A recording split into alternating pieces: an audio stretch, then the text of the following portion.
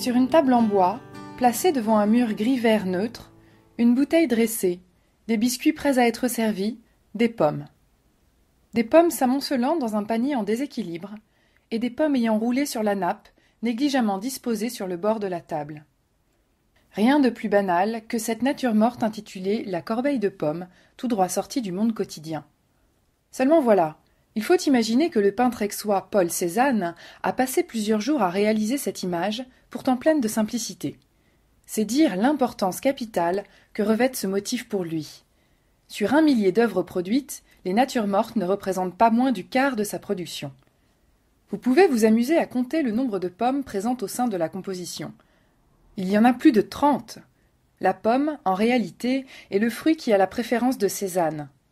Il l'a peinte tout au long de sa carrière parce qu'elle signifie beaucoup pour lui. La pomme est avant tout un souvenir d'enfance, un présent offert par son ami Émile Zola, souhaitant exprimer sa reconnaissance envers le petit Paul, qui l'avait défendu des moqueries de ses vils camarades de classe. Ensuite, impossible d'occulter la place hautement symbolique de ce fruit qui hante l'histoire depuis ses origines. Fruit défendu du péché originel, fruit de la discorde ayant mené à la guerre de Troie, chaque fois la pomme est liée au thème de la séduction féminine. Ceci n'en demeure pas moins vrai pour Paul Cézanne, qui, loin d'être un osseur invétéré, entretient un rapport compliqué avec les femmes. Bien que marié, à contre-cœur il faut dire, à Hortense, en 1886, il éprouve pour la gente féminine une attirance teintée d'admiration, mais qui resteront toujours distantes.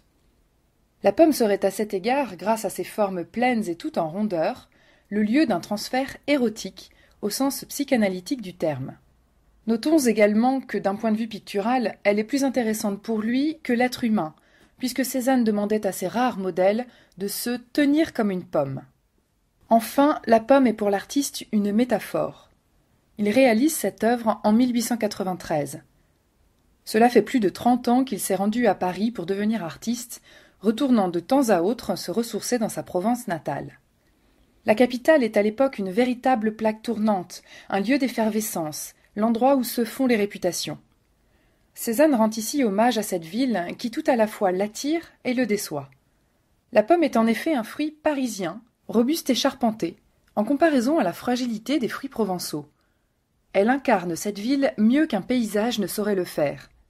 En outre, son prix est bas et sa durée de vie assez longue, ce qui permet à Cézanne d'échapper aux vicissitudes du recours au modèle vivant, cher et non immobile. Et dans ce contexte, la pomme s'érige aussi en arme et en provocation. Cézanne avait déclaré « Je veux étonner Paris avec une pomme ». Ainsi, le choix d'un motif aussi simple est pour lui l'occasion déguisée de révolutionner la peinture. Avez-vous remarqué la façon dont Cézanne a orchestré le réel ? Le panier est en équilibre instable sur un support, de manière à rendre visible tout son contenu. Les biscuits sont parfaitement disposés sur l'assiette, elle-même rehaussée sur un livre. Et les pommes se cachent parfois dans les plis cassés d'une nappe savamment disposée par la main de l'artiste. Tout est construction, et pourtant Cézanne déconstruit. La bouteille penche, et le bord de la table n'est plus visible en partie gauche. L'espace se redresse dangereusement, comme pour adhérer à la surface de la toile. L'arrangement, donc, est double. Il est matériel, puis mental. Ce qui importe à l'artiste, alors en passe de connaître la célébrité, c'est de transcender la réalité par ce qu'il nomme la sensation.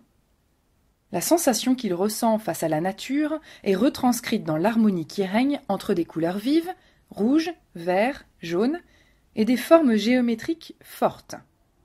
Il eut à ce propos des mots qui sont restés célèbres. Tout dans la nature se modèle selon la sphère, le cône et le cylindre. Ce fut comme si je recevais un coup à l'estomac. Le choc décrit par le jeune marchand Ambroise Vollard fut tel qu'il décida non seulement d'acquérir cette œuvre parmi d'autres, mais surtout de propulser son artiste fétiche sur le devant de la scène grâce à 3 expositions monographiques.